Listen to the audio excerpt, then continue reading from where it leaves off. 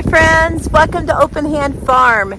It is going to get cold around here. In a couple nights it's supposed to get down to 26. So I am outside today trying to do some things to get ready for that. I still have a few tomatoes and I have lots of green tomatoes. So I'm picking the green tomatoes so that I can make some green salsa. I'm really excited about that because I love it. And these are so beautiful. It's too bad they didn't get a chance to turn orange. I'm just gonna pick them all and put them in a basket and take them upstairs and make some green salsa.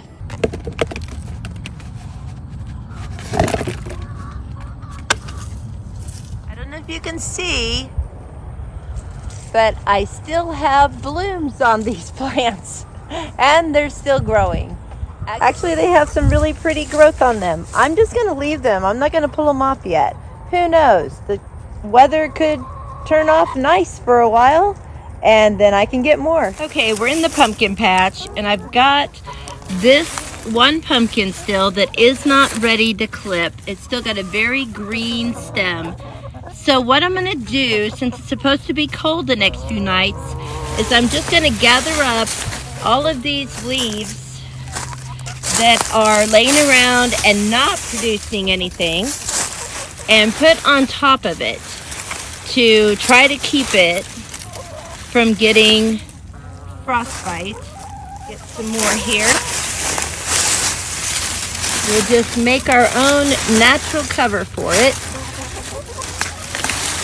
There we go. I think that'll do it, maybe. Get some more. This plant grew so big and it got flowers, but they were mostly male flowers and I didn't get that many pumpkins. I do have a couple others over here. They're much smaller, but they are getting orange. So I'm gonna leave them covered up also. I've got two of them in there and see if that won't take care of them through the night.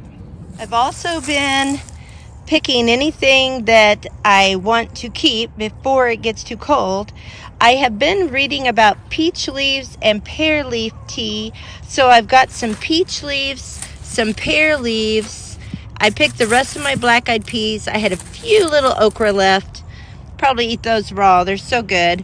Lots of yarrow, and I'm going to dry that and grind it into a powder for stopping bleeding. I've got some thyme and some sage. I took a lot more sage in. I'll show you that in a minute. And then some peppers, just a few, and some jalapenos down in the bottom. Then I did have a few tomatoes that had color to them. But basically, everything is dwindling down. I don't really have time today to get out here and start pulling things back. But very soon we will be having a pulling party, and the girls might be happy with some of that. So this is where our sweet potatoes were and our other potato boxes. Mark cleared all that away. I'm going to pull up this black plastic cloth here, and we're going to use that in the food forest to cover up some of the Bermuda grass and mint that keep coming up. And we're going to till this whole area here. We've been running the rabbit box here to fertilize it, and then we'll just do this whole area and plant in it next year. My Malabar spinach didn't grow like I wanted it to this year, but there's always next year. See those purple berries? Those are going to be black seeds. So I'm going to let them go to seed, and then I'm going to plant them all along this fence next year, and we'll have plenty of Malabar spinach next year. And over here, you see all of this grass. This is the area I'm going to use that black cloth over where the sweet potatoes were and cover this up, as well as put cardboard on top of it and then mulch on top of that. Then next year, in this area here, I want to make a raised bed so that we can just keep mulching and covering all of this grass and try to subdue it. And so we'll do a raised bed here so that I'll be able to plant in it, and we can put a smaller one here and hopefully be able to use the space more wisely. And because this area has all of this bindweed in it that just won't stop, as well as some of the Bermuda, I'll probably do the same here. Just cover it all and build a couple raised beds to put in here so that I can actually grow things and not have to keep weeding. As you can tell, like this fence line is just full of grass. I haven't been out here lately to just pull it. So there it is. Oh, hi, Jimmy. Did you come to the garden? Hi. He's like, where are you? I don't see you. Hi, Jimmy. Hi. Did you come to the fruit forest? Jimmy's been sick lately, poor little guy. We found out he has Cushing's disease, and his legs are really wobbly and weak. We're not sure how long he's going to be with us. So we're just trying to keep him happy and let him do what he wants to do. He's my daughter's dog. She got him at Walmart 13 years ago, and out of the back of a pickup truck, and he's been the best companion for her. So this is our rabbit tractor that we've been running in this area. Turn here so you can see where I am. I think I showed you this once before, but we are between the clothesline and the tomato arbors, and we're going to go ahead and till a lot of this up also.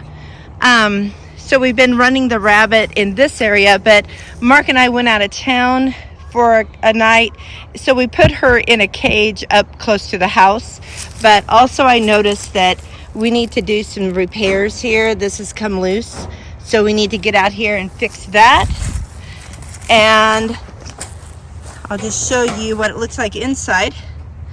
She has a little box here that we need to put some fresh straw in for, but the grass comes up through the wire in the bottom, and she's able to eat that. We actually are going to breed her. She's now old enough to breed, so we're going to do that. And what I would like to do is, after we breed her, put like a little wall here so that she could hop in right here, but her nest box can be over here, and the babies not have just the full area that they could fall out of the nesting area. And as it gets colder, of course, we can put some boards on to stick it out away from the wire, and then put plastic over it, and that way she won't nibble at the plastic, and just keep her warmer that way. Maybe leave this end open and cover both of the big sides, and then she has that nice little cozy nest box area too. I just hadn't talked to you much out in my garden recently, so I thought I'd just come out and show you what's going on. Not a lot right now. We have a lot to do. We also want to do a video on our chicken coop and what we've done there. We need to get the 2 areas that I told you about. A friend of ours, well, David with the jalapenos, he has a rototiller that he's going to bring out and help us break that ground.